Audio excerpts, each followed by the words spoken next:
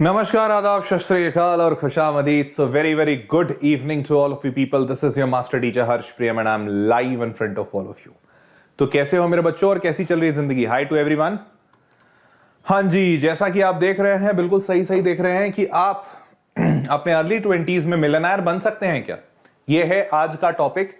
जल्दी से चैनल को सब्सक्राइब करो जिन्होंने अभी तक नहीं किया, ताकि ऐसे प्यारे वीडियोस आपके पास बिल्कुल टाइम पर पहुंचते जाएं. पहली बात तो हाँ कि हाँ मुमकिन है, वो तो शायद तुम सारे जानते होगे, समझ भी रहे होगे कि हाँ सर ये तो मुमकिन है, क्योंकि हमने बहुत सारी स्टोरीज सुनी है, ऐसे बारे में सुना है लोगों के बारे में कि उन लोगों ने ऐसा किया है. तो अब अगर ये मुमकिन है तो कैसे मुमकिन है? क्या it is just a random luck या फिर इसको प्लान भी कर सकते हैं? तो मैं शुरू करने के पहले ये जानना चाहूंगा तुम में से ऐसे कितने हो जो ये एम लेकर चल रहे हो कि सर हमें अपने लाइफ में जल्दी से जल्दी मिलियनेयर बनना है, अर्ली 20s में या अर्ली 30s में एक बहुत अच्छा खासा पैसा कमाना है और बहुत ऊपर जाना है. कितने ऐसे हो जो ये सोच रहे हो? जल्दी बताओ भाई. मी अच्छा, सारे ही सोच रहे हैं. पैसा सबको चाहिए, ठीक है, सारे ही सोच रहे हैं. अरे गजब, सबको ही पैसा चाहिए, isn't it? ठीक है, बहुत बढ़िया. अगर सारे सोच रहे हो तो इसका मतलब सही जगह आए हो. हमारी और तुम्हारी सोच मिलती है. मुझे भी ऐसा लगता है कि हाँ, इंसान को बहुत पैसे कमाने चाहिए, जल्दी से जल्दी कमाने चाहिए. बिल्कुल गलत तरीके से नहीं कमाने चाहिए, बिकॉज वो शॉर्ट लिव्ड मनी होती है. तो अच्छे सही तरीके से कमाओगे, ज्यादा टाइम रहेगा. तो चलो देखते हैं कैसे कमाना है इन पैसों को. मेरे को एक बात बताओ शुरू करने के पहले, how to become a millionaire in early 20s है तो तुम बनना क्यों चाहते हो? क्या कारण है कि तुम इतनी जल्दी इतना सारा पैसा चाहते हो? कुछ ख्वाहिशें होंगी, कुछ चाहते होंगी, कुछ एम होगा, कुछ सोचा होगा. थोड़ा बताओ, साझा करो, साथ साथ मिलकर बातचीत करते हुए इस सेशन को आगे बढ़ाते हैं. आप मिलियनेयर हो क्या? सवाल अच्छा है.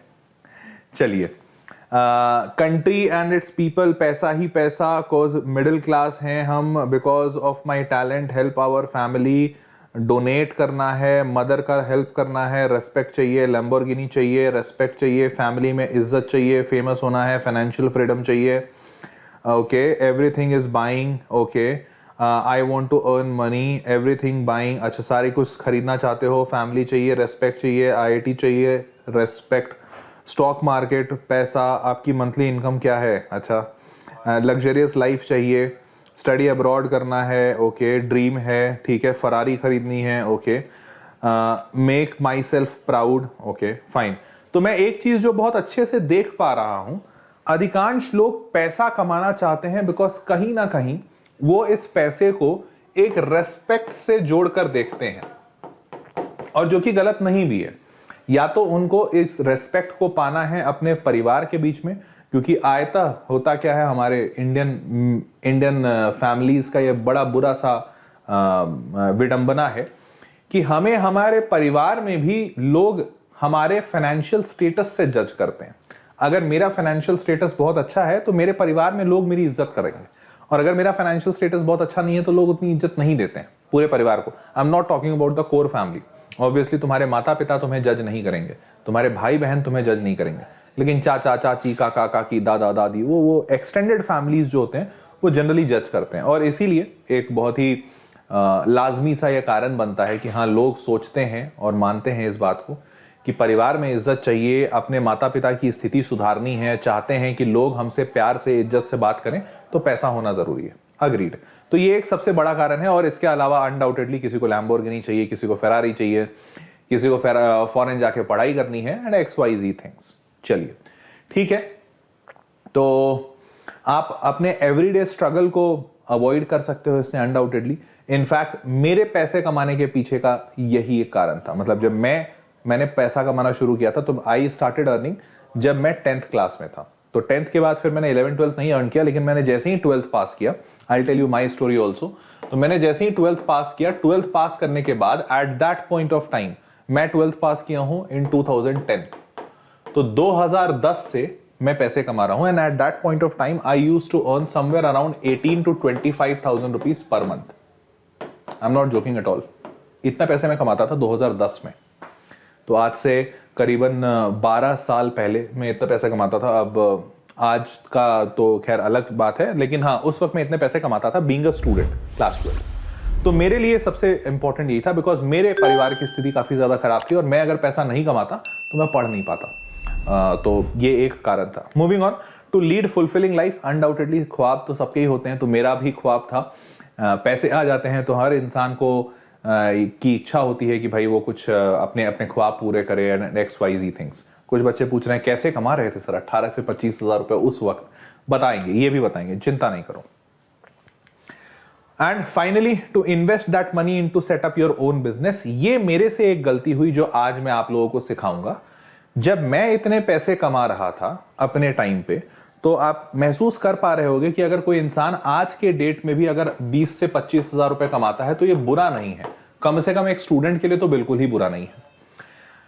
तो लेकिन आज से ये 12 साल पहले मैं इतने पैसे कमा रहा था, लेकिन फिर भी मैंने इस पैसे का इस्तेमाल इन दो चीजों में तो किया, लेकिन मैं तीसरे चीज को समझ नहीं पाया उस वक्त, बिकॉज इतनी ज्यादा नॉलेज नहीं थी। इतना आज से 12 साल पहले यूट्यूब इतना फेमस नहीं हुआ करता था, इतने सारे वीडियोस नहीं बनते थे, इतने वीडियो क्रिएटर्स नहीं थे, कंटेंट क्रिएटर्स नहीं थे। तो मुझे नहीं पता था कि बिजनेस नाम की चीज होती है या पैसा इन्वेस्ट करना चाहिए, इस पैसे से पैसा बनाया जा सकता है, ये सब मुझे नहीं पता था। तो ये तीसरा वाला पॉइंट बहुत ज्यादा, इनफैक्ट सबसे ज्यादा इंपॉर्टेंट पॉइंट है। इसके लिए आपको जरूर पैसा कमाना चाहिए। हो सकता है आपको हार्डशिप ना हो, फैमिली आपकी फाइनेंशियली वेल ऑफ हो सकता है आपको एक फुलफिलिंग लाइफ जीने के लिए पैसे कमाने की आवश्यकता नहीं हो, बट फिर भी आप पैसा कमाइए इस तीसरे वाले ऑप्शन के लिए। ठीक है, तो पूरा ध्यान तो यहां होना चाहिए। चलिए, अगर यहां तक क्लियर है तो आगे बढ़े। सारे लोग को क्लियर है? शुरू अब इससे और आगे बढ़ने के लिए आप लोगों से हम्बल रिक्वेस्ट, जिन्होंने अभी तक वीडियो को लाइक नहीं किया है, जल्दी से वीडियो को लाइक करो और चैनल नहीं सब्सक्राइब किया तो कर दीजिए, तभी तो इतने प्यारे वीडियोस मिलेंगे भाई। जल्दी come on, hit that subscribe button. चलो आगे बढ़ते हैं। पहला तरीका क्या हो सकता है अर्न का, मतलब अर्न करने के बाद उसका क्या हो सकता है? तो तुम पैसे कमाओगे, कमाने के बाद खर्च करोगे और जो बचेगा वो सेव करोगे। एक मिडिल क्लास इंसान यही करता है। तुमने अपने आसपास भी देखा होगा, तुम्हारे माता पिता को, तुम्हारे पिताजी कमाते होंगे, कमाने के बाद घर में लाके मम्मी को वो पैसे देते होंगे या अपने पास रखते होंगे, वहां से पैसे खर्च होते होंगे और जो बच गया वो सेव होता होगा। और आयतः ये सेविंग बहुत ही लेस होती है या कई बार तो होती ही नहीं है। इसी की वजह से दिक्कतें होती हैं। और ये जो तरीका है इसमें हमेशा ही एक स्ट्रगल रहेगा, क्योंकि ये सेविंग बहुत ही कम रहेगी। ठीक है, ये तो एक तरीका है जो आम मिडिल क्लास भारत में हर जगह हर घर में यही होता है। दूसरा तरीका क्या हो सकता है? आप कमाइए, कमाने के बाद आप अच्छा थोड़ा कमा रहे हैं तो आप उसमें से कुछ पैसे इन्वेस्ट कर दीजिए। इन्वेस्ट मतलब SIP होता है, म्यूचुअल फंड्स होता है, पेंशन फंड होता है, और FD होता है, फिक्स डिपॉजिट होता है, बैंक में सेव कर लिया, जो भी कर लो।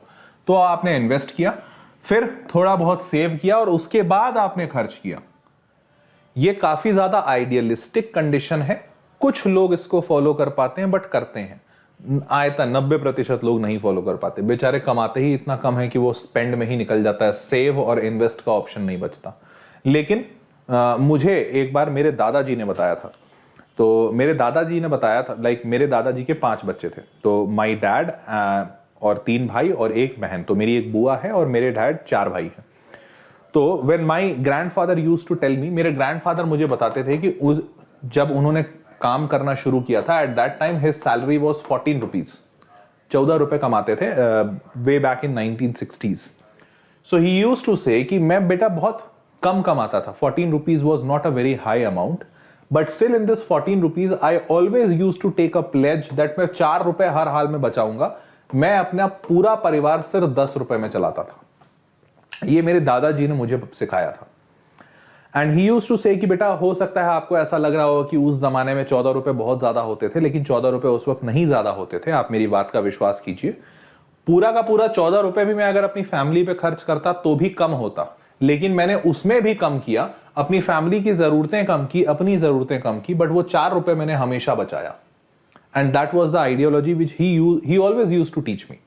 तो बेटा ये तो हमेशा याद रखना, तुम आज बड़े आदमी हो चाहे नहीं हो, कल को बड़े आदमी बन जाओ या ना बनो, हर हाल में अपने दिमाग में सेविंग वाला एक डब्बा जरूर खोल के रखना। अब उस सेविंग का करना क्या है वो मैं आज सिखाऊंगा, लेकिन इन्वेस्ट या सेव हमेशा करना। क्लियर है? आगे बढ़ते हैं।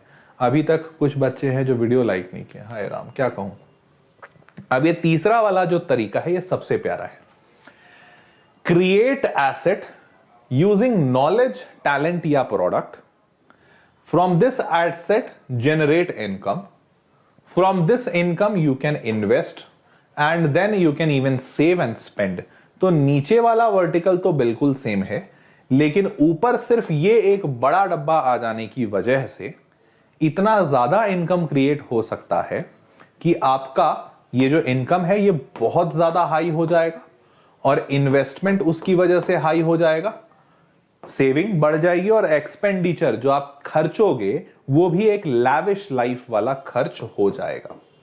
अब ये एसेट कैसे बनाना है वो समझो। तो इसके बारे में मैं थोड़ी बहुत जानकारी दे देता हूं। एसेट होता क्या है, तो हमेशा याद रखना फाइनेंशियल टर्म्स में दो चीजें होती है, एक को कहते हैं एसेट, एक को कहते हैं लायबिलिटी।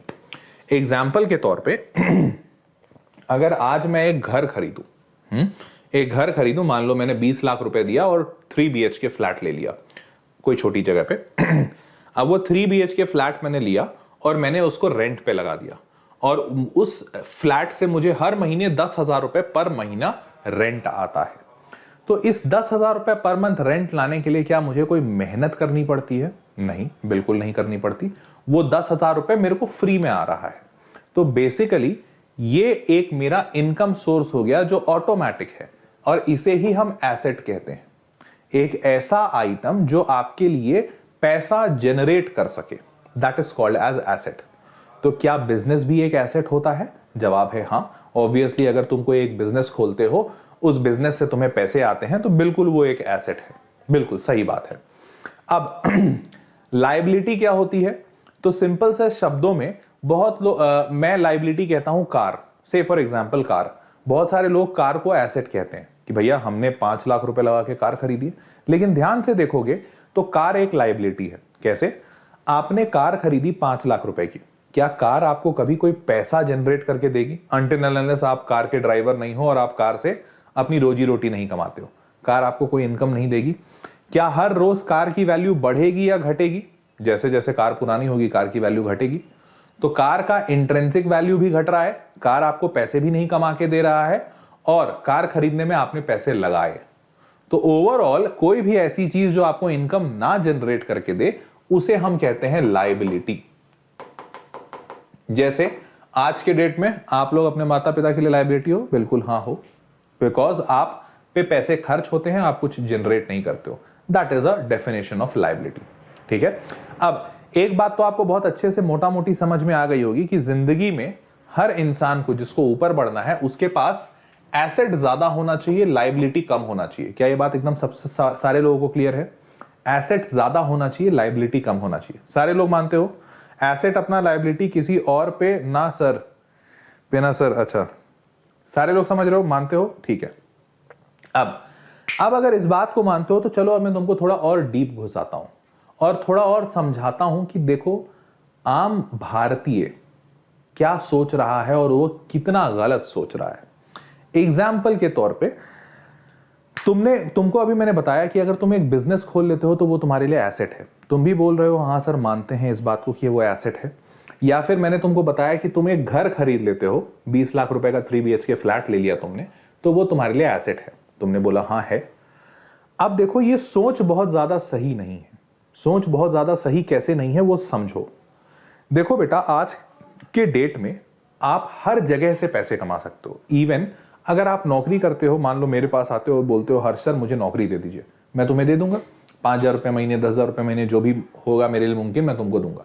क्या तुम उससे पैसे कमा रहे हो? हाँ कमा रहे हो। तो क्या ये नौकरी तुम्हारे लिए एसेट है? हाँ है, बिल्कुल है। अब उसके लिए मान लो तुम जो पैसे कमा रहे हो उसके लिए तुमको टाइम कितना देना पड़ रहा है ये सोचना है। अब एग्जाम्पल के तौर पे जैसे मैंने बोला घर, तो एक घर को खरीदने के लिए तुम कितने पैसे लगाओगे? रुक जाओ, इधर देखो। एक घर को खरीदने के लिए एक कैलकुलेशन लेते हैं, 20 लाख रुपए लगाओगे लमसम। इस घर से आपको जो किराया आएगा वो मैं लमसम मानता हूं 10,000 रुपए पर मंथ आएगा। हर महीने आप 10,000 रुपए कमाओगे। आपके हिसाब से ये एसेट है? मेरे हिसाब से ये एसेट नहीं है। समझो कैसे। 20 लाख रुपए का घर खरीदने के लिए आपको 20 लाख रुपए घर में डालना पड़ा। अगर ये 20 लाख रुपए तुम एक FD में डालो, फिक्स्ड डिपॉजिट, जो बैंक में फिक्स्ड डिपॉजिट होता है, फिक्स्ड डिपॉजिट आप एज इट इज बैंक में डाल दिए और इससे आपको रेट ऑफ इंटरेस्ट आता है 6%। आप एक बार जाके पता कर लेना, कोई भी बैंक में अगर आप फिक्स्ड डिपॉजिट डालते हो तो 6% का रेट ऑफ इंटरेस्ट आएगा। मतलब एक साल में 20 लाख रुपए का 6% कितना होता है? 20,000, 1,20,000, 1,20,000 1 ईयर का। मतलब पर मंथ आपका कितना आया? पर मंथ आपका 10,000 रुपए आया। अरे ये और ये तो सेम हो गया। हाँ बिल्कुल सेम हो गया। अब दूसरा, ये जो 1,20,000 रुपए है फिक्स डिपॉजिट में, ये वापस प्रिंसिपल में चला जाएगा और आपको पता है कंपाउंड इंटरेस्ट। तो अब आपको जो अगले साल इंटरेस्ट मिलेगा वो 20 लाख पे नहीं बल्कि 21,20,000 रुपए पे मिलेगा। तो पहली चीज आपको ये समझ में आनी चाहिए कि रेंट तो हर महीने 10,000 रुपए ही आएंगे, लेकिन आपका ये जो पैसे पे इंटरेस्ट है वो हर साल बढ़ता जाएगा। तो क्या रेंट पे डालना, अगर आपके पास 20 लाख रुपए है और मैं आपको दो ऑप्शन देता हूं, बेटा 20 लाख रुपए का मकान खरीद के उसको रेंट पे लगा दो या 20 लाख रुपए का एफडी कर दो, तो ज्यादा फायदेमंद ऑप्शन कौन सा है? फायदेमंद तुम सोच के बताओ। फायदेमंद ऑप्शन दिख रहा है, इससे ज्यादा जनरेट हो रहा है। पहली चीज। दूसरा, एफडी को सबसे खराब इंस्ट्रूमेंट माना जाता है पैसे सेव करने के लिए। क्यों? क्योंकि इस पे रेट ऑफ इंटरेस्ट बहुत कम मिलता है। तो तुम पूछोगे सर ज्यादा कहां मिलता है? मैं बोलूंगा बेटा इसका दूसरा एक ऑप्शन आता है एसआईपी, सिस्टमैटिक इन्वेस्टमेंट प्लान, जिसमें होता क्या है कि आपके पैसे को किसी किसी म्यूचुअल फंड्स में लगाया जाता है। इसमें rate of interest almost on an average 10% के आसपास का होता है, 10 से 11%। तो 10% मतलब 20 लाख रुपए का एक साल में आपको 2 लाख रुपए मिलेगा और वो कंपाउंड इंटरेस्ट होगा। मतलब अगले साल 22 लाख पे, उसके अगले साल 24,20,000 रुपए and so on. Systematic investment plan से भी ज्यादा अच्छा लोग आज की डेट में कहते हैं, उसे कहते हैं स्टॉक मार्केट या म्यूचुअल फंड्स। स्टॉक मार्केट या फिर mutual funds. In stock market या म्यूचुअल फंड्स में आज के डेट में एवरेज रिटर्न का परसेंटेज जो है वो 15% है। मतलब अगर आप 20 लाख रुपए इन्वेस्ट करते हो तो 20 लाख रुपए पे आपको 3 लाख रुपए एक साल का मिलेगा। मतलब महीने का बेटा 25,000 रुपए।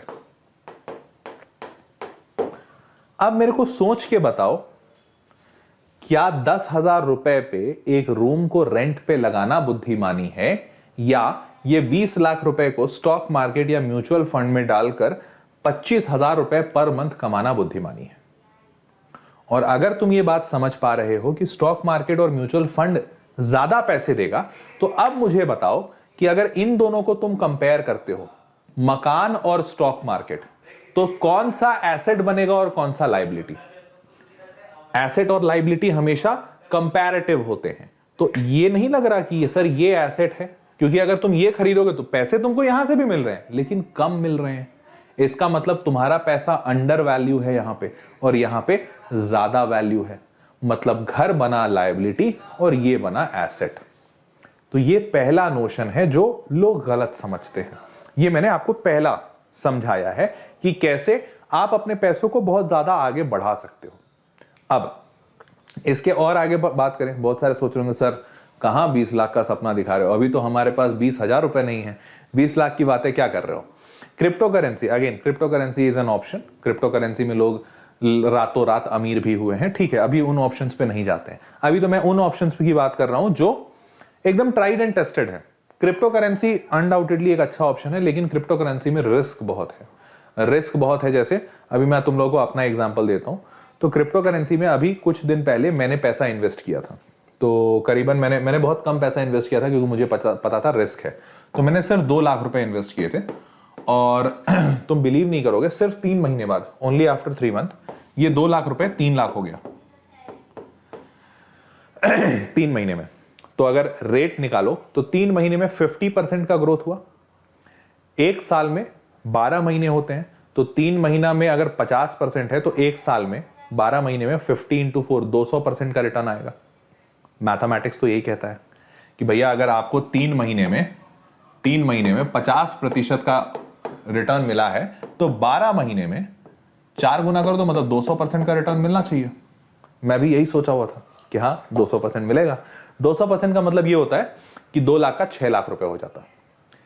तो सब बढ़िया चल रहा था। अभी कुछ दिन पहले क्रिप्टो करेंसी में, क्रिप्टो मार्केट में कुछ उथल पुथल हुई और उथल पुथल होने के वजह से अभी जो मेरा ये 2 लाख रुपए है, जो 3 लाख रुपए हो गया था, ये 3 लाख से अभी घट के 80,000 रुपए है। आई am not joking at all, ये 3 लाख घट के 80,000 हो गया है। तो मुद्दे की बात यह है कि अनडाउटेडली बहुत फायदा है, बट यू नेवर नो कि कब यह फायदा खतरनाक लॉस में चेंज हो जाए। हाँ, 3 लाख से भी 80,000 हो गया, तो ये खतरनाक लॉस भी दे सकता है, तो इस बात का ध्यान रखिए। खैर, इसीलिए मैं आप लोगों को ऐसे ऑप्शंस नहीं बता रहा हूं जो बहुत ज्यादा रिस्की हैं, बिकॉज दिस कैन एक्चुअली, मेरे लिए वो 2 लाख रुपए, मतलब मैंने सोचा था कि चलो ठीक है कुछ लॉस हुआ तो सोच लेंगे, तो इसलिए मैंने लगा दिया था। मान लो किसी के पास 2 ही लाख रुपए हैं तो बेचारा बर्बाद हो जाएगा रात भर में। ठीक है, चलो खैर इसको छोड़ो। अब एक सिंपल सा कैलकुलेशन बताता हूं कि भाई तुम यहां तक पहुंचोगे कैसे। 20 लाख का एक रफ कैलकुलेशन लेते हैं, 20 लाख तक पहुंचोगे कैसे, क्योंकि शायद यहां पे बैठने वाला कोई भी बच्चा जो वीडियो देख रहा है 20 लाख रुपए नहीं होंगे किसी के पास। ठीक है, 20 लाख रुपए होते तो इतना टेंशन नहीं लेते तुम। अब 20 लाख रुपए तक कैसे पहुंचा जाए? तो एक बड़ा सिंपल सा कैलकुलेशन है, बहुत फेमस सेइंग है पूरी जगत में, फाइनेंशियल कैलकुलेशंस में पढ़ाते हैं इसको, और वो ये है कि मान लो तुमने कोई एक प्रोडक्ट बनाया, कोई एक आइटम बनाया कुछ भी बेचने का, और उसका दाम सिर्फ $1 है।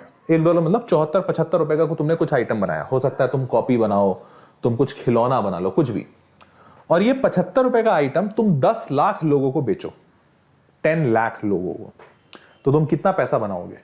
74 इंटू 10 लाख, 740 लाख, मतलब 7.4 करोड़ रुपए, 1 मिलियन रुपीस। तो मिलियनायर बन गए। 7.5 करोड़ रुपए मिलियनायर होता है। ठीक है, या फिर हो सकता है तुम कुछ ज्यादा और अच्छा प्रोडक्ट बना दो। मान लो तुमने स्कूल बैग बनाया काइंड ऑफ 750 रुपए का, तुम इसको 1 लाख लोगों को बेच दो, ठीक है, तो भी 7.5 करोड़ मिलेंगे। या हो सकता है तुम और कोई बढ़िया प्रोडक्ट बनाते हो, मान लो तुमने ड्रोन बना लिया, तुमने मोबाइल बना लिया, समथिंग ऑफ दैट सॉर्ट, 7,500 रुपए का, $100, और तुम इसको सिर्फ 10,000 लोगों को बेचो, तो भी मिलियनेयर बन जाओगे। या फिर अब 74,000 का, मान लो तुमने कोई स्कूटर बना लिया, तुमने कोई बाइक बना ली, इलेक्ट्रिक बाइक बना ली, हाँ, 75,000 रुपए का, और तुम सिर्फ 1,000 लोगों को ये बेच दो, और कुछ नहीं। 75,000 रुपए की तुमने एक स्कूटी बनाई है, इलेक्ट्रिक व्हीकल, और तुम सिर्फ 1,000 लोग ऐसे खोज लो जो आपके इस स्कूटी को खरीद लें, only 1,000, that will also make you a millionaire. क्या ये बात समझ आई? आखिरी वाला सबसे ज्यादा हिट किया होगा तुमको। हाँ, एक स्कूटी 75,000 रुपए, हाँ, कॉमन सेंस लगता है कि स्कूटी 75,000 में बनेगी। 1,000 लोगों को बेच सकते हैं, हाँ, 1,000 लोग बहुत ज्यादा नहीं है, बेच सकते हैं, 1,000 लोग तो स्कूटी खरीद ही लेंगे, उससे मिलियनेयर बन जाओगे। अब मुद्दे की बात यह है, ये तो मैंने एक रफ कैलकुलेशन दिया कि भैया तुम ऐसे भी मिलियनेयर बन सकते हो, ऐसे भी बन सकते हो। अब मुद्दा क्या है कि आप यहां तक पहुंचोगे कैसे, आप ये प्रोडक्ट कैसे बनाओगे, या मिलियनेयर बनने के क्या एक ही तरीके हैं? तो ध्यान से सुनना अब मेरे कुछ पॉइंट्स। पहला, set a target by which you want to achieve it. अब तुम इस पे आगे कैसे बढ़ोगे? तो पहली चीज, तुमको क्या लगता है, तुमको कैसे, पहले तो ये लिख के बताओ मेरे को जल्दी से चैट बॉक्स में, कितने पैसे चाहिए। लेकिन एक लमसम, मतलब एक डुएबल कैलकुलेशन देना कि सर मेरे को 10 लाख चाहिए, 5 लाख चाहिए, 2 लाख चाहिए, 1 करोड़ चाहिए, और उतना पैसा कितने टाइम में अचीव करना चाहते हो। पहले तो ये टारगेट तुम जल्दी से लिख के बताओ। जैसे मान लो मैंने टारगेट लिखा, से फॉर एग्जांपल मुझे 50 लाख रुपए चाहिए इन 6 महीना, 6 मंथ, से फॉर एग्जांपल। तो ऐसे तुम बताओ मेरे को 300 करोड़ चाहिए, बेटा अनडुएबल नहीं है, उल्टी सीधी चीजें नहीं। 10 लाख रुपए चाहिए कितने टाइम में? 50 लाख 6 मंथ। तुम 10 लाख रुपए चाहिए कितने टाइम में? टाइम 1,000 करोड़ चाहिए 5 साल में। अच्छा, 1 करोड़ चाहिए इन 1 year, 50 lakhs in 2 years, 20 lakhs in 1 year, 1 crore, 20 crore in 1 year। Okay, अब देख लो, मजाक एक अलग बात है, लेकिन मैं चाहता हूं कि तुम यहां पे अपने लाइफ के लिए गोल सेट करो। यार अगर मान लो तुम्हारे पिताजी की अभी अर्निंग है 20,000 पर मंथ, तुम पैसा कहीं नहीं कमा रहे हो, या मान लो तुम पैसा कमा रहे हो, तुम 5,000 रुपए पर मंथ कमा रहे हो, लेकिन तुमने टारगेट लिया है कि सर मुझे 1 साल में 10 करोड़ रुपए कमाने हैं। अबे कैसे कमाओगे, थोड़ा सोच के बताओ। 1 साल में 10 करोड़ कैसे कमा लो भाई? मतलब कुछ डुएबल चीज ना। अब या तो तुम बैंक लूट लो, वो एक अलग बात है, कुछ डुएबल उठाओ कि हाँ सर ये मेरे को लग रहा है कि मैं कर सकता हूं, कैसे करूंगा थोड़ा आप गाइड कर दो, तो मैं गाइड करूंगा। अब ये मेरे को ही नहीं पता है 1 साल में 10 करोड़ तुम कैसे कमाओगे, मेरे को कतई नहीं पता है 1 साल में 10 करोड़ मुमकिन भी है कि नहीं। ठीक है, तो आप एक टारगेट उठा लो। उठा लिया? 2.5 करोड़ इन कॉलेज टाइम, अच्छा ठीक है। 1 करोड़ इन 8 मंथ्स, 1 साल में 10 लाख चाहिए, 30 लाख चाहिए 5 महीने में। अच्छा, हमको लग रहा है कि तुम लोग सब रैंसम उनसम कहीं से उठाए हुए हो, सबको ऐसे ऐसे पैसे चाहिए, एटीएम उखाड़ लेंगे। वेरी गुड बेटा। तो पहला तो तुमने एक टारगेट उठाना है, तुम उठा लो, ठीक है। Don't spend just to show off, पहला। दूसरी बात ये कि दिखाने के लिए मत खर्च करो। तो कितने ऐसे हैं जिनको आईफोन चाहिए? तुम में से ऐसे कितने हैं जिनको अभी आईफोन की बहुत ज्यादा तीव्र इच्छा होती है, सर काश मेरे पास आईफोन होता, बड़ी इच्छा आईफोन खरीदने की। वो सारे लोग लिख के ले लो, आईफोन मत खरीदना, तब तक मत खरीदना जब तक तुम्हारे पास 1 लाख रुपए ऐसे ना हो जिसको तुम, अगर तुम्हारा कहीं गिर जाए तो तुमको फर्क ना पड़े। तब तक 1 लाख रुपए जब तक तुम्हारे पास एकदम स्पेयर ना हो, तब तक आईफोन मत खरीदना। तो अपने शो ऑफ को बेटा पूरी तरह से खत्म करो, ठीक है। तीसरी चीज, spend on your skill enhancement. ये कोई नहीं करता और कोई नहीं सिखाता है, आज मैं सिखाता हूं बहुत अच्छे से। देखो यार, तुम में से सबको पैसे चाहिए, मेरे को ईमानदारी से बताओ, एकदम ईमानदारी से, एक लड़का या लड़की यहां पे जिसने पिछले 1 महीने के अंदर, 1 मंथ के अंदर कोई भी ऐसा कोर्स या कोई भी ऐसा प्रोडक्ट परचेज किया हो जो तुम्हारे स्किल को डेवलप करता हो?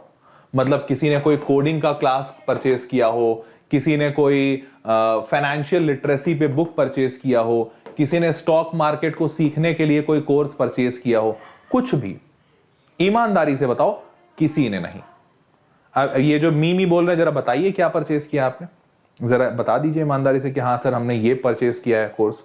कुछ नहीं परचेज किया भाई, वो मेरे को पता है, मेरे को सच में पता है। यूडेमी से परचेज किया, क्या परचेज किया वो तो बताओ, क्या परचेज किया? कोई ऐसा कोर्स परचेज किया कि हाँ सर ये मैंने अपनी डेवलपमेंट के लिए परचेज किया?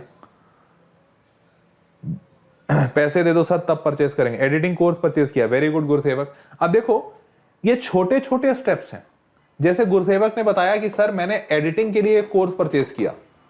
यार इसने एडिटिंग के लिए कहीं से कोर्स परचेज किया, कितना रुपए में लगा होगा? शायद 500 रुपए लगे होंगे इसके, या 1000 रुपए लगे होंगे, बहुत ज्यादा नहीं है। हो सकता है तुम्हारे पास 500 1000 भी ना हो, बट अगर तुम बचाने की कोशिश करोगे तो 500 1000 रुपए हो जाएंगे। देखो कितनी छोटी सी चीज है, वो बच्चा एडिटिंग करने की कोशिश कर रहा है, उसको नहीं आता है, बट उसने, मेरे लिए इंपॉर्टेंट ये नहीं है कि क्या वो एडिटिंग सीख रहा है, कि वो स्टॉक मार्केट सीख रहा है, कि कोडिंग सीख रहा है, उसने 500 खर्चा किया कि 1000।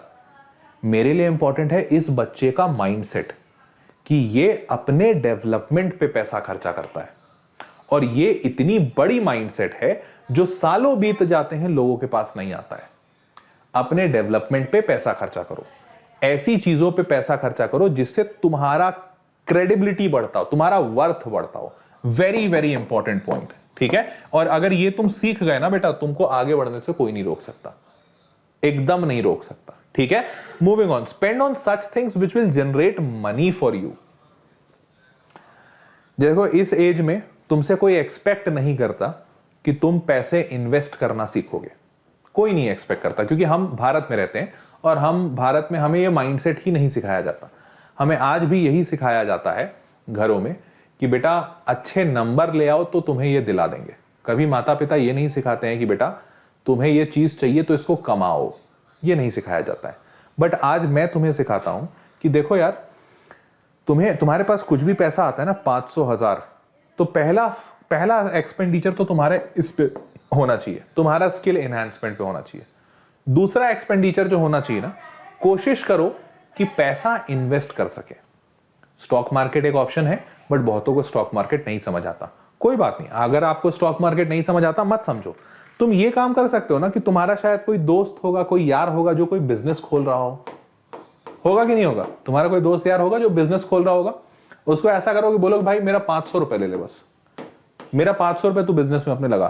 तो बाद में वो हो सकता है तुम्हारा मजाक उड़ा दे, भाई पगला गया है क्या, 500 रुपए में बिजनेस होता है क्या, मेरा 5 लाख रुपए का बिजनेस है। तुम बोला अरे कोई बात नहीं, तू बस 500 रुपए ले ले, 500 का मेरे को, तेरा बिजनेस में अगर तेरा बिजनेस डबल हो गया ना, मेरे को 500 का 1000 लौटा देना, बस। और क्या, मैं और कुछ नहीं मांग रहा हूं। तेरा बिजनेस डूब गया तो मैं मान लूंगा मेरा 500 डूब गया।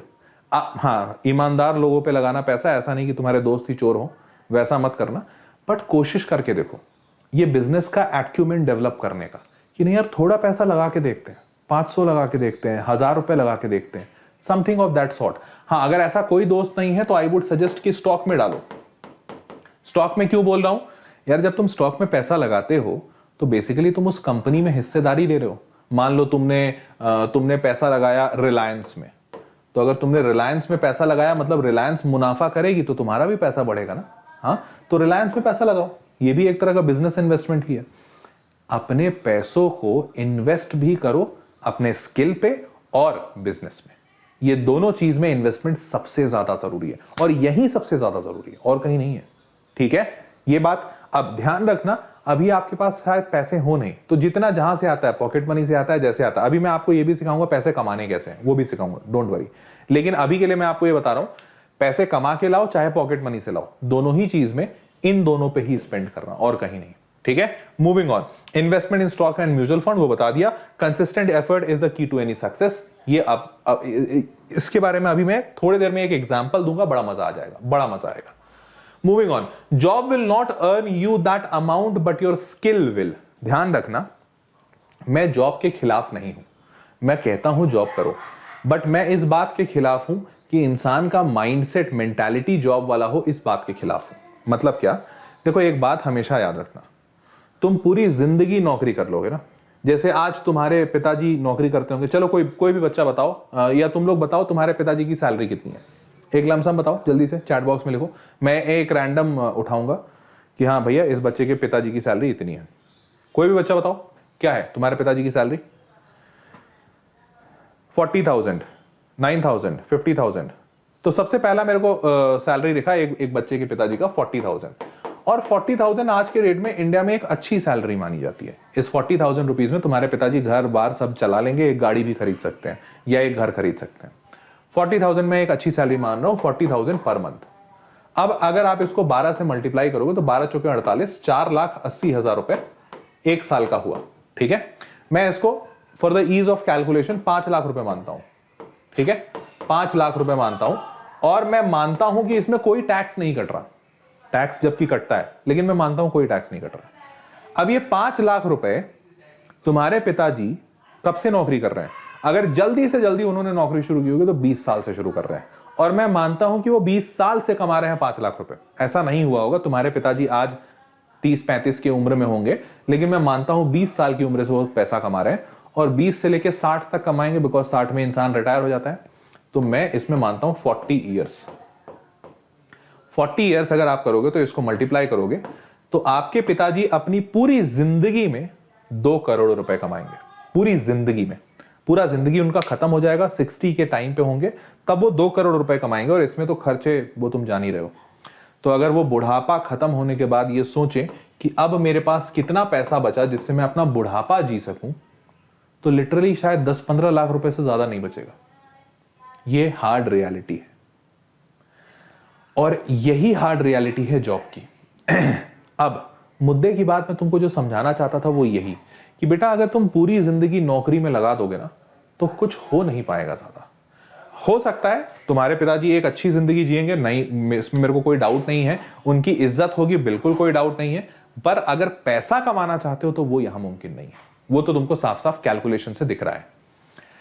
अब तुम्हें करना क्या चाहिए? तुम्हें स्टार्ट करना चाहिए जॉब से, और जॉब से पैसे बचा बचा के आपको अपने स्किल में लगाना चाहिए, और स्किल के साथ साथ आपको बिजनेस में लगाना चाहिए। बिजनेस बोले तो या तो दोस्त के बिजनेस में इन्वेस्ट कर दिया, या तो स्टॉक मार्केट में इन्वेस्ट कर दिया, या तो कहीं पे भी ऐसा इन्वेस्ट कर दिया। यहीं से बेटा पैसा बढ़ेगा, नौकरी से तो ना हो पाएगा। ये सारे लोग समझ पा रहे हो, एकदम अच्छे से क्लियर है।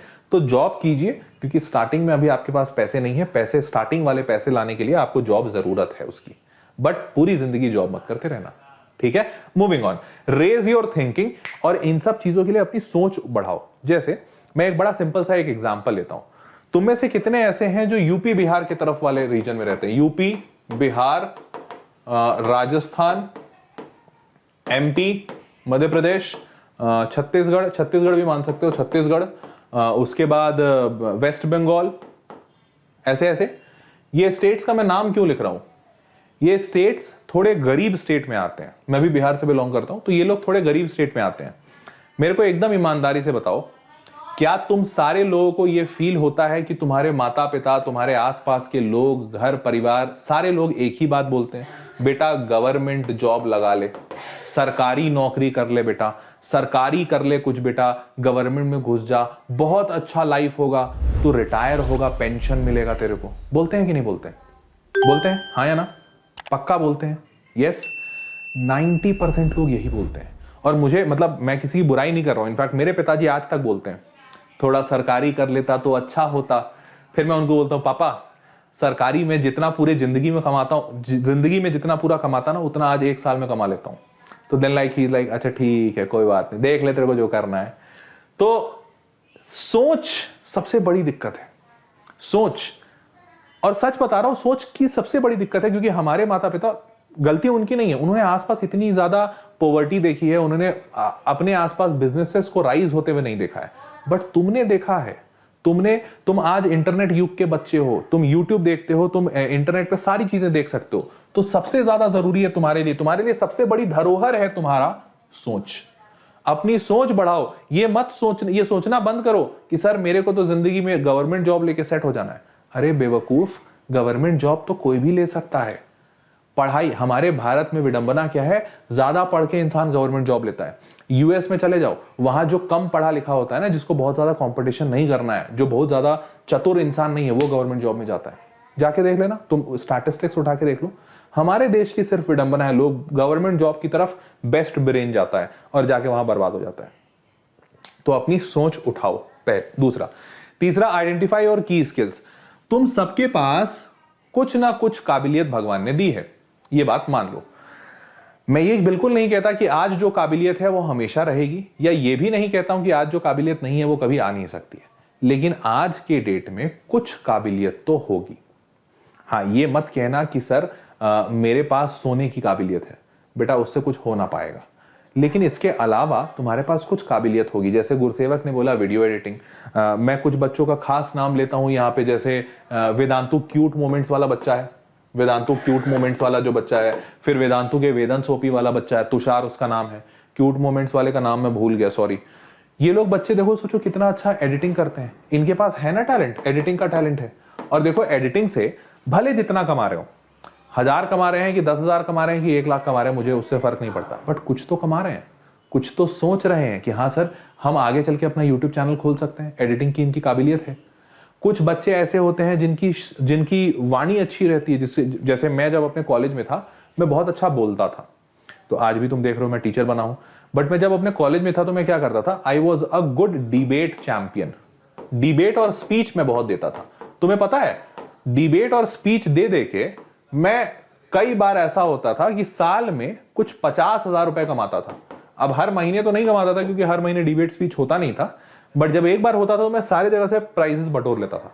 और मैं दूसरों को जाके बोलता था कि मेरी अंग्रेजी अच्छी है, आप मुझे बोलो स्पीच लिखने के लिए।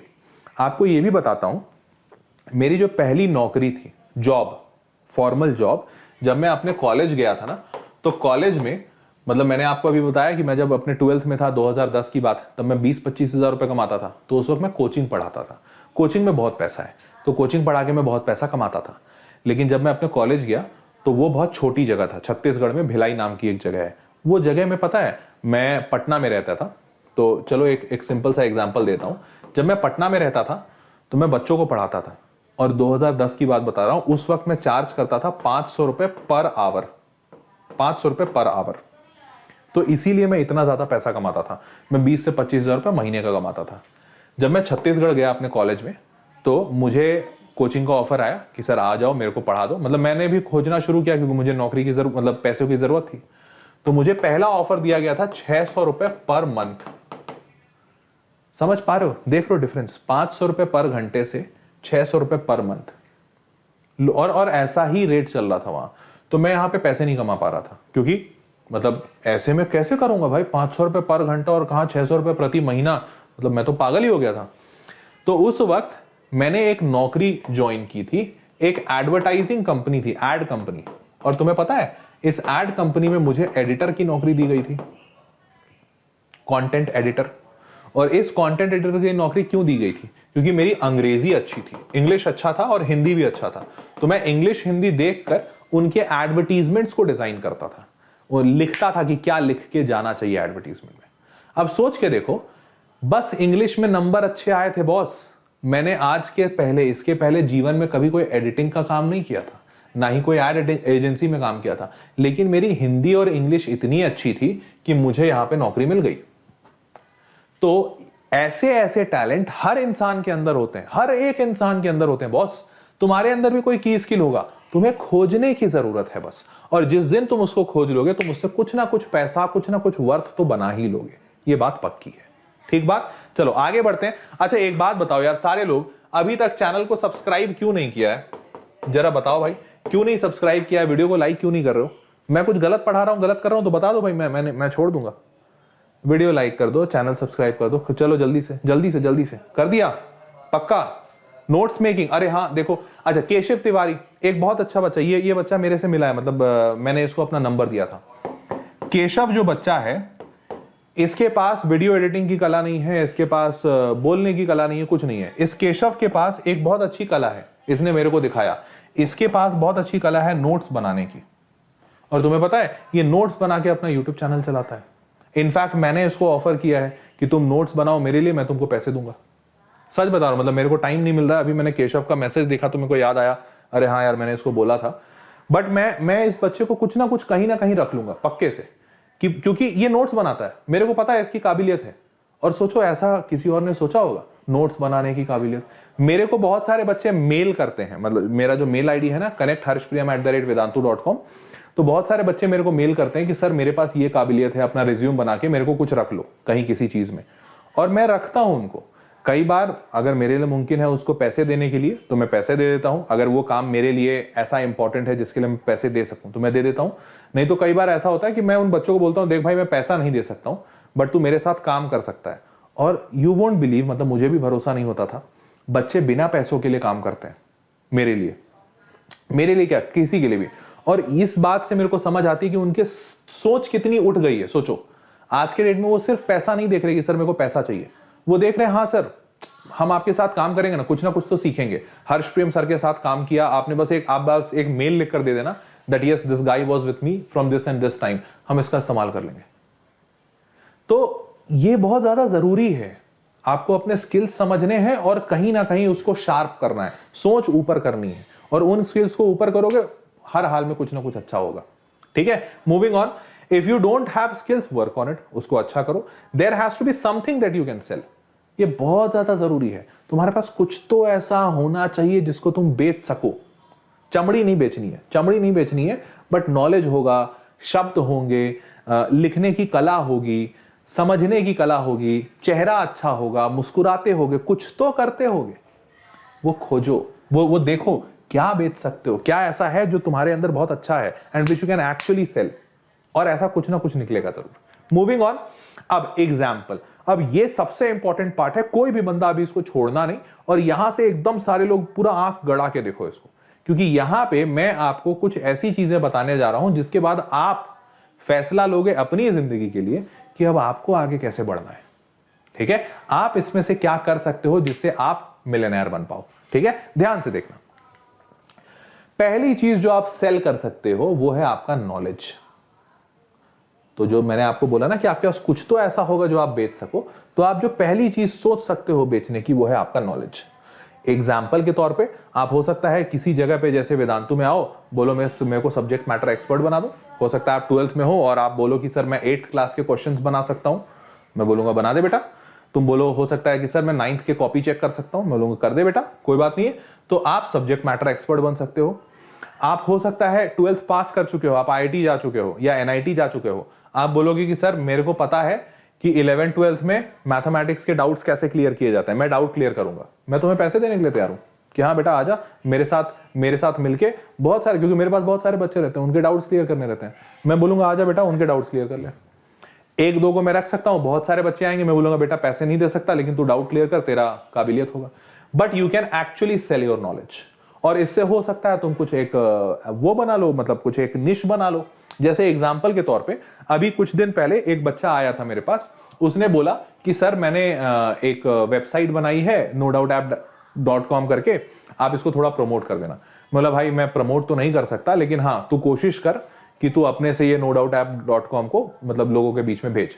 बेचारा धीरे धीरे किसी तरह से कर रहा था, बट करते करते आज उसके पास अच्छे खासे यूजर आ गए, बच्चे उसके पास आ रहे हैं, वो ऐसे ही फ्री में बना दिया था और वो बच्चा है, वैसे ही फ्री में बनाया वेबसाइट कि डाउट पूछेंगे बच्चे, सर मेरे दोस्त लोग को दिक्कत होता है, मतलब मैं इस पे डाउट बनाऊंगा। आज उसका नहीं चल रहा है अच्छा, मतलब एवरेज एवरेज सा चल रहा है। अब जो कॉम्पिटिटर्स हैं, जब जैसे वेदांतु है या डाउटनट है, बड़े बड़े प्लेयर्स हैं, लेकिन कम से कम उसने कोशिश तो की, ये सबसे अच्छी बड़ी बात है। तो वो अपना नॉलेज सेल करने की कोशिश कर रहा है, बिजनेस में लगा रहा है। तो ये एक तरीका हो सकता है। दूसरा तरीका, टैलेंट आपके पास हो सकता है, कुछ काबिलियत हो, जैसे आप अच्छा सिंगर हो तो आप YouTube चैनल खोल देंगे, आप डांसर हो YouTube चैनल खोल दो या बच्चों को सिखाना शुरू कर दो, आप अच्छे स्पीकर हो, जैसे मैं स्पीच देता था तो मैं स्पीच दे सकता हूं, मैं अच्छा टीचर बन गया उससे। आप हो सकता है आगे चल के अपना एडिटिंग, जैसे यहाँ पे गुरसेवक ने बताया वो एडिटिंग सीख रहा है, एडिटिंग सीख सकते हो, तो आप अपने टैलेंट को बेच सकते हो। ठीक है, ध्यान रखिएगा टैलेंट वाला ऑप्शन ना बहुत ज्यादा पैसा देने के लिए आपको दिमाग बहुत लगाना पड़ेगा। जैसे अब तुम सिंगर हो तो सिंगर हो, तुम बॉलीवुड में चले गए अलग बात है, लेकिन बॉलीवुड में कितने लोग जा पाते हैं? तुम बहुत अच्छे लेवल के डांसर बन जाओगे, इसके कितने चांसेस हैं? तो थोड़ा सा मुश्किल होता है। बट अगर आपके पास ये टैलेंट है तो मैं नहीं कहूंगा आपको कि अभी मत करो क्योंकि इसमें स्कोप कम है, मैं कहूंगा शुरू तो करो, कम से कम स्टार्टिंग के कुछ पैसे तो कमाओ, देखो तो पैसा महसूस कैसा होता है, कैसा फील होता है to earn good amount of money. फिर आगे चल के तुमको अगर ऐसा लगे कि नहीं सर इस टैलेंट से मैं बहुत पैसे नहीं कमा पा रहा तो चेंज कर लेना, कुछ प्रोडक्ट नॉलेज पे चले जाना, प्रोडक्ट पे चले जाना, हाँ, बट शुरू करो। ठीक है, और तीसरा सबसे इंपॉर्टेंट है प्रोडक्ट। अब ये प्रोडक्ट बड़ी प्यारी चीज है।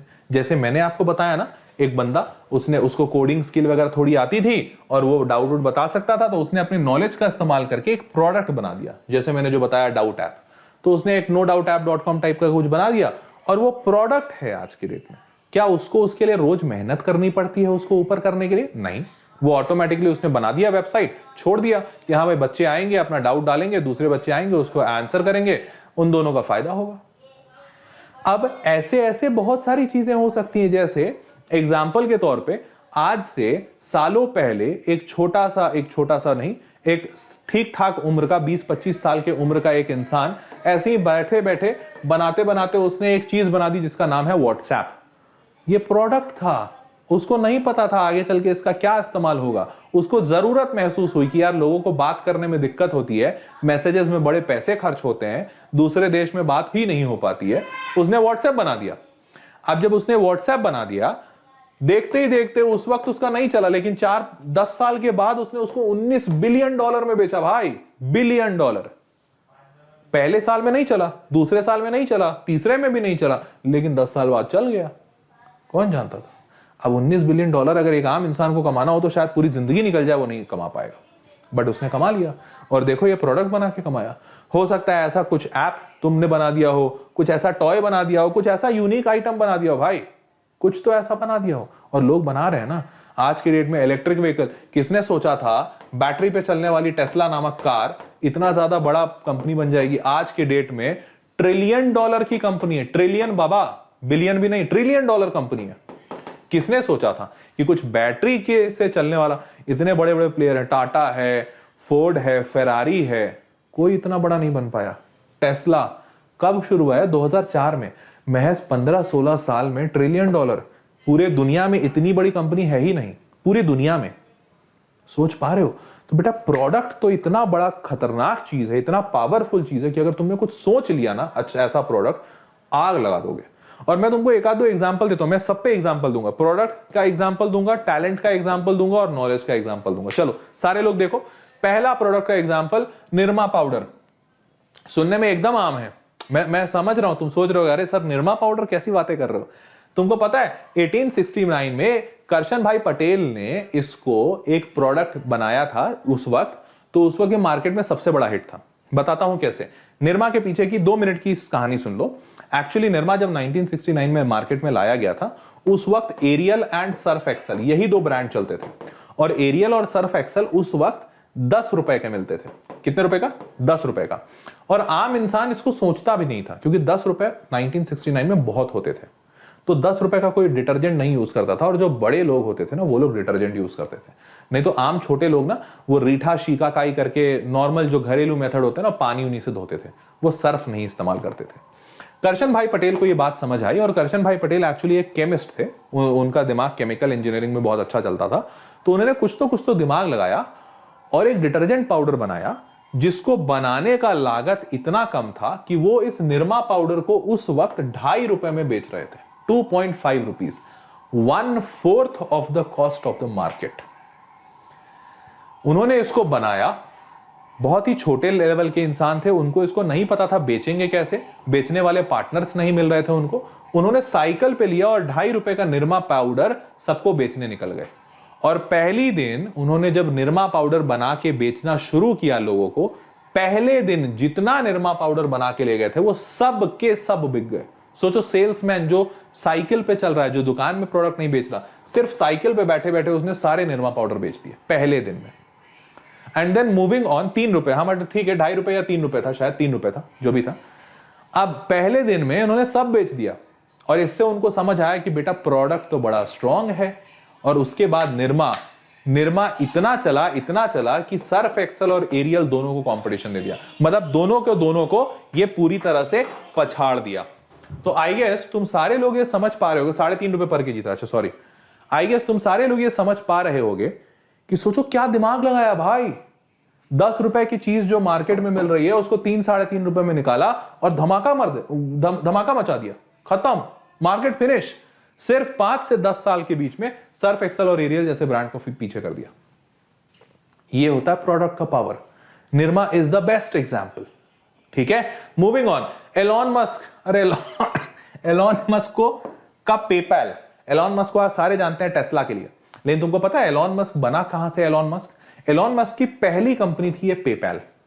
एलॉन मस्क ने क्या देखा कि यार लोगों को पैसा पे करने में बड़ा दिक्कत होता है, ट्रांजैक्शन नहीं हो पाते अच्छे से, तो एलॉन मस्क ने सबसे पहले पेपैल बनाया था। और तुमको पता है पेपैल को इसने बनाकर महज 4-5 सालों के अंदर बेचा था और उस वक्त इसको $400 मिलियन मिला था। And this was his first successful startup, जिसकी वजह से एलॉन मस्क को लोगों ने जाना था कि भाई ये भी है एक बंदा, इस बंदे को हल्के में ना ले सकते हो। $400 मिलियन में इसने अपनी कंपनी बेची और कंपनी बेचने के बाद फिर इस बंदे ने उस वक्त टेस्ला और स्पेस एक्स, ये 2 कंपनीज में इन्वेस्ट किया। टेस्ला में इसने इन्वेस्ट किया, ये 2 भाइयों की कंपनी थी, और स्पेस एक्स इसने खुद से बनाया, बट वो पैसा यहीं से आया था। अगर ये नहीं होता तो बेटा आज एलॉन मस्क ना होता। समझ पा रहे हो? ये है प्रोडक्ट का पावर। अगर एक अच्छा प्रोडक्ट बना लो, अलग लेवल पे चले जाओगे, अलग लेवल पे। PayPal was bought by $1.5 billion. अच्छा ये नहीं पता था, मेरे को पता था $400 मिलियन। अच्छा एक मिनट, सॉरी, $1.5 बिलियन में बिका था, बट उसको $400 मिलियन मिले थे क्योंकि इसका स्टेक कम था। तो इसको $400 मिलियन इसको मिले थे, $1.5 बिलियन में ये पेपैल बिकी थी। ठीक है ना, मूविंग ऑन, अब बात करते हैं दूसरी चीज, जीरोधा। जीरोधा ने क्या किया, बड़ा सिंपल सा बताता हूं। देखो, इसने अपना नॉलेज इस्तेमाल किया, इसने अपने नॉलेज को इस्तेमाल किया, इसने प्रोडक्ट नहीं बनाया। जीरोधा बेसिकली एक स्टॉक ब्रोकिंग कंपनी है। और देखो इसने, जैसे मैंने 2 एग्जांपल दिए जहां अच्छा प्रोडक्ट तुम बना लो तो एकदम राजा बन जाओगे, यहां पे इसने प्रोडक्ट नहीं बनाया, अच्छा इसने नॉलेज का इस्तेमाल किया। इसने नॉलेज का क्या इस्तेमाल किया, तुमको बता दूं, आज से 2012 की बात कर रहा हूं। जब मैं कॉलेज में था तो मैंने अपना पहला अकाउंट खुलवाया था 2012 में, स्टॉक ट्रेडिंग का। तो 2012 में जब मैंने स्टॉक का अकाउंट खुलवाया था, तो उस वक्त एक अकाउंट खुलवाने के लिए, जिससे स्टॉक ट्रेडिंग हो सके, इस एक अकाउंट को खुलवाने के लिए मेरे को 69 पेजेस पे साइन करना पड़ा था। मैं मजाक नहीं कर रहा हूं, बिल्कुल झूठ नहीं बोल रहा हूं, तुम चाहो जहां जाके पता कर लेना। 69 पेजेस पे साइन करना पड़ा था। तो लिटरली मेरे को 69 साइन मारने पड़े थे। और उसके बाद इस अकाउंट को खोलने में 42 डेज का टाइम लगा था। 42 दिन के बाद यह अकाउंट मेरे पास आया था कि आपका स्टॉक ट्रेडिंग का अकाउंट खुल गया। जीरोधा वालों को यह बात समझ आई कि भाई ये तो पता नहीं कौन से बाबा आदम के जमाने का चल रहा है, 70 पेज पे साइन करवाते हैं, 1.5 महीने का टाइम लेते हैं, तब जाके अकाउंट खोलते हैं। जीरोधा वालों ने बोला कि इस चीज को मैं डिजिटलाइज कर दूंगा। और ये पहले वो इंसान थे जिसने ये सोचा कि इसको मैं डिजिटलाइज करूंगा। और यू वोंट बिलीव, जीरोधा में अकाउंट खोलने के लिए आज के टाइम पे 3 मिनट लगते हैं एक अकाउंट खोलने में, और इसको खोलने में मेरे को उस वक्त 1500 रुपए लगे थे। आज इस अकाउंट को खोलने में 300 रुपए लगते हैं। एंड यू वोंट बिलीव अपने इस आइडिया को लाने के सिर्फ 3 से 5 साल के अंदर ये कंपनी जो मार्केट में बड़े बड़े कंपनी, तुमको पता है ये मैंने अकाउंट कहां से खुलवाया था? SBI, state bank of India. सोचो कितना बड़ा बैंक है।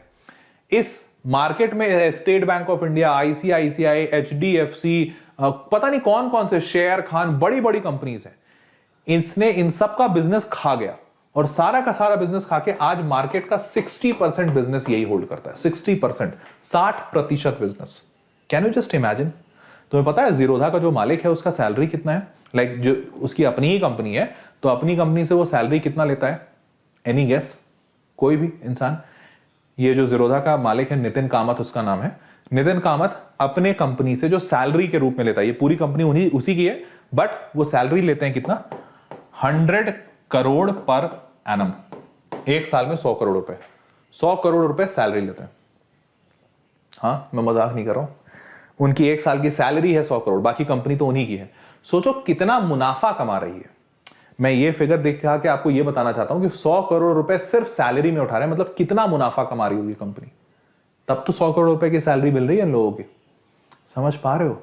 तो बेटा यहां पे इस भाई ने दिमाग लगाया, यहां पे ये लोग अपना प्रोडक्ट अच्छा बना लिए, बट इस भाई के पास प्रोडक्ट अच्छा नहीं था, बट इसने दिमाग लगाया। इसने देखा कि अरे सिस्टम खराब है, हम सिस्टम को अच्छा कर सकते हैं। नॉलेज लगा दिया, बस आग लगा दी भाई, पूरे मार्केट में आग लगा दी।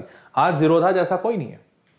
इसके बाद वेदांतु, अरे वेदांतु ने क्या किया? वेदांतु ने दिमाग लगाया। सोचो कितना बड़ा दिमाग लगाया। टीचर, मैं एक अच्छा टीचर हूं, हर्षप्रियम लेकिन सिर्फ बैंगलोर में रहता है। यहां पे एक बच्चा बैठा हुआ है, जैसे गुरसेवक बैठा हुआ है, पंजाब में रहता है। महक है, गुरदासपुर में रहती है, पंजाब में कोई लुधियाना में रहती है। अब महक को हर्षप्रियम से पढ़ना है, लेकिन महक कभी बैंगलोर नहीं आ सकती क्योंकि उसके पापा का काम है पंजाब में। गुरसेवक मेरे पास कभी नहीं आ सकता। बिहार में बहुत सारे बच्चे इंदौर के बैठे हुए हैं, दूसरे जगह के बैठे हुए हैं, जैसे बेलगुआ इंदौर में बैठा हुआ है, मुझसे नहीं पढ़ सकता। वेदांतु ने बोला अरे यहां तो बहुत बड़ा झोल चल रहा है, बच्चा यहां बैठा है, टीचर यहां बैठा है, ये अच्छा टीचर है, ये सबको पढ़ाना चाहता है, ये अच्छा बच्चा है, पैसा देने के लिए तैयार है, ये बोल रहा है अरे हमको हर्षप्रियम सर दे दो, 500 नहीं 1000 रुपए ले लो। लेकिन हर्षप्रियम सर बैंगलोर नहीं छोड़ेंगे। वेदांतु ने बोला अच्छा बहुत बढ़िया, हर्षप्रियम को और इस बच्चे को मिला दो, लो हो गया, बल्ले बल्ले। आया ना आइडिया? नॉलेज, देख रहे हो नॉलेज। और आज के डेट में वेदांतु $1 बिलियन की कंपनी है भैया। बिलियन डॉलर का मतलब समझ में आता है? 7,500 करोड़, 7500 करोड़ की कंपनी है। 7500 crore. Can you just imagine that? और काम क्या है? कुछ नहीं, बस एक आइडिया, हर्षप्रियम और बच्चों को जोड़ दिया। और सोचो इससे और अच्छा आइडिया क्या निकाला। अरे भाई ये बच्चा एक कोचिंग में जाता था, जिस कोचिंग के अंदर सिर्फ इतने ही बच्चे बैठ सकते हैं। ये कोचिंग कमर्शियल जगह पे थी, तो इस बच्चे को इस जगह में पढ़ने के लिए 1 लाख रुपए देना पड़ता था, वो भी एक एवरेज टीचर से। क्योंकि भैया अब जाहिर सी बात है, कोई बच्चा लुधियाना में रहता है तो उसको दिल्ली वाला टीचर तो नहीं मिलेगा, उसको लुधियाना वाला ही टीचर मिलेगा। कोई बच्चा गया में रहता है तो उसको गया वाला टीचर मिलेगा। पंजाब वाला टीचर कहां से ले आएगा? नहीं ला सकता, और पैसे भी ज्यादा देगा। वेदांतु ने बोला अच्छा मेरे पास तो ऑनलाइन दुनिया है, मैं तो पूरी दुनिया से बच्चे बैठा लूं, हर्षप्रियम सर की सैलरी बढ़ गई, इन बच्चों का कॉस्ट घट गया। दिमाग। तो ऐसे ऐसे दिमाग बेटा हर एक जगह है। अरे क्या वेदांतु को आके किसी ने, ब्रह्मा जी ने ऐसे, मतलब हमारे 3 को-फाउंडर्स को ब्रह्मा जी ने ऐसे आके बोला था कि यार तुम ऑनलाइन क्यों नहीं कर देते? नहीं, इन लोगों ने खुद से दिमाग लगाया। ये जीरोधा वाले को क्या मतलब मोदी जी आके बोले थे कि अरे भाई देखो देश में बहुत झोलझाल चल रहा है, 42 दिन लगता है, 69 पेज का साइन करना पड़ता है, तुम दिमाग लगाओ। नहीं, इन लोगों ने खुद से दिमाग लगाया। और ऐसे ऐसे दिमाग तुम्हारे आसपास भरे हुए हैं। एक बार खोजने की कोशिश करो, ऐसे प्रॉब्लम तुम खोजोगे, हर हाल में तुम उड़ा दोगे यार, उड़ा दोगे। मतलब मैं सच बता रहा हूं, तुम आग लगा दोगे। कोशिश तो करो। हाँ चलो, इसके बाद वॉरेन बफेट। अरे भाई इस इंसान के लिए तो मैं इसके नॉलेज पे मतलब कायल हूं। वॉरेन बफेट नामक इंसान, जो आप में से नहीं जानते हैं आपको बता दूं, ये सेल्फ मेड बिलियनर है।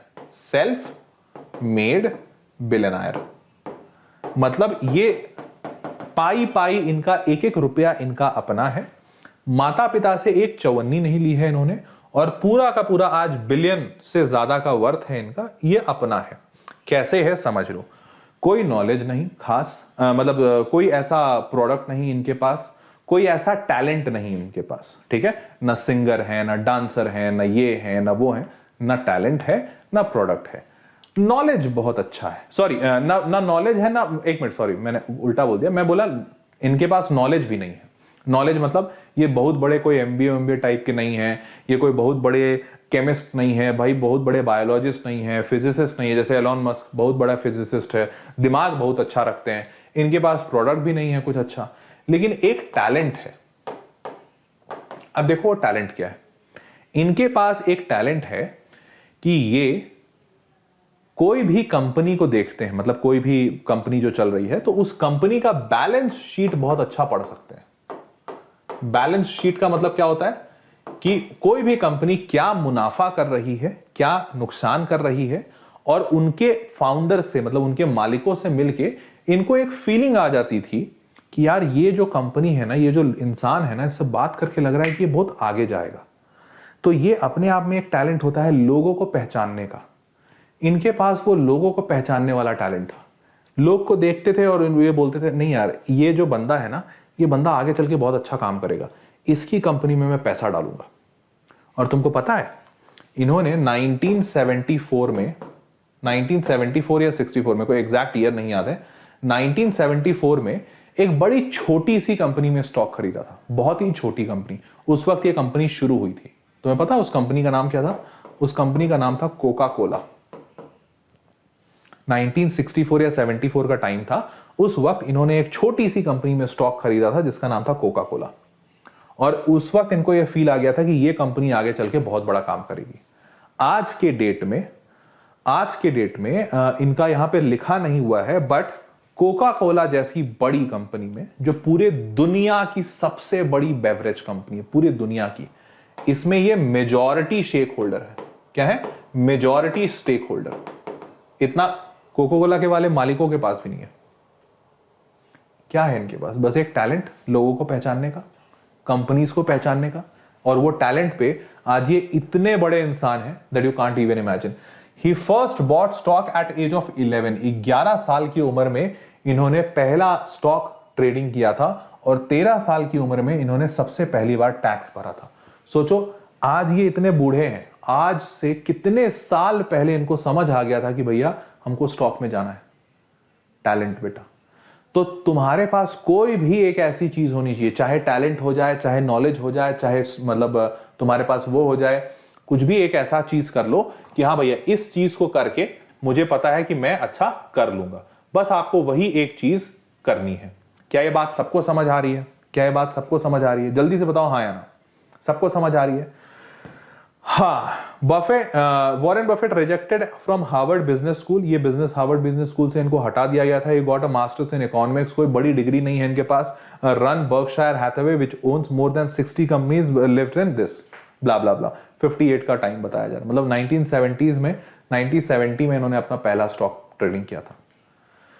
तो मेरे प्यारे बच्चों, मुद्दे की बात यह है कि अब आपको एक बात समझनी है अच्छे से कि पैसे कमाने के कई सारे तरीके हैं, और उन तरीकों में इस बात को खास ध्यान रखिएगा कि आपको आज से इस बात को सोच लेना है और समझ लेना है कि तुम्हें अपने टैलेंट पे, तुम्हें अपने स्किल डेवलपमेंट पे पैसा खर्च करना है, और तुम्हें ऐसी चीजों पे पैसा खर्च करना है जहां से पैसा बने। मतलब तुम्हें इन्वेस्ट करना आना चाहिए। तो आज से इस बात का प्रण उठा लो, इस बात को दिमाग में गांठ बना लो कि तुम दो ही चीज पे पैसे खर्च करोगे। पहला अपने स्किल डेवलपमेंट पे, और दूसरा इन्वेस्टमेंट करोगे। उसके अलावा तुम कहीं पैसे नहीं खर्च करोगे। और अगर ये तुम सीख गए, तुम लाइफ में बहुत कुछ बड़ा करोगे। 3 ऑप्शंस मैंने बता दिए, या तो तुम अपने नॉलेज से बड़े बन जाओ, या तो अपने टैलेंट से बड़े बन जाओ, या तो अपने प्रोडक्ट से बड़े बन जाओ। अब तुमको जो सही लगे वो तुम कर लेना। ठीक है? तो मेरे प्यारे बच्चों, आज का सेशन यहीं तक था। उम्मीद है, बहुत स्ट्रांग उम्मीद है मुझे कि आपको ये सेशन बहुत अच्छा लगा होगा, और मैं आपसे जरूर जानना चाहूंगा नीचे कमेंट बॉक्स में कि आपको ये सेशन कैसा लगा। ये मैंने पूरी तरह से अपने दिमाग से बनाया था, ये दिमाग लगाया था कि भाई अब क्या तुमको अच्छा लग सकता है। तो कमेंट में जरूर बताना सेशन कैसा लगा। अपना टारगेट नीचे लिखकर बताना कि तुम्हारा क्या टारगेट है, तुम क्या करना चाह रहे हो, क्या बनना चाह रहे हो, तुम्हारा स्किल क्या है। तो अपना एक टारगेट बताना, एक स्किल बताना, और कमेंट बॉक्स में यह भी बताइएगा कि अब आप अगला वीडियो किस पे चाहते हैं। ठीक है, मुझे बहुत खुशी होगी उस टॉपिक पे वीडियो बनाने के लिए। इसके साथ साथ वीडियो खत्म करने से पहले आपको जरूर बताना चाहूंगा कि देखो, वेदांतु में रिपब्लिक वीक स्पेशल चल रहा है, जिसमें सारे कोर्सेज पे 50% ऑफ चल रहा है। मैंने अभी आपको बताया अपने स्किल पे ध्यान दो, तो आपको जो भी सही लगे। आप में से कई सारे बच्चे आईआईटी जाना चाहते हैं, वो भी एक टैलेंट है, वो भी एक जरिया है आगे बढ़ने का, तो आप आईआईटी जरूर जाइए। आईआईटी जाने के लिए अपने टैलेंट पे, अपने स्किल को बढ़ाने के लिए उस पर पैसे खर्च करना पड़े तो करिए, जरूर करिए। सारे कोर्सेज नीचे डिस्क्रिप्शन बॉक्स में दिए हुए हैं, इसी वीडियो के डिस्क्रिप्शन बॉक्स में, आप वहां पे जाइए, लिंक पे क्लिक कीजिएगा। जो भी बेस्ट डिस्काउंट होगा, आफ्टर डिस्काउंट वो प्राइस आपको दिख रहा होगा। इस बात का भरोसा जरूर रखिए कि इस पूरे हफ्ते ये डिस्काउंट चल रहा है, तो इस 50% ऑफ का फायदा उठाइए। ठीक है, so people, that was all. I hope you liked and enjoyed the video. Kindly hit that like button, share this video with your friends, और चैनल सब्सक्राइब कर देना, सबसे ज्यादा इंपॉर्टेंट। ठीक है, तो see you all in the next session. तब तक के लिए bye bye, take care and good night, bye bye.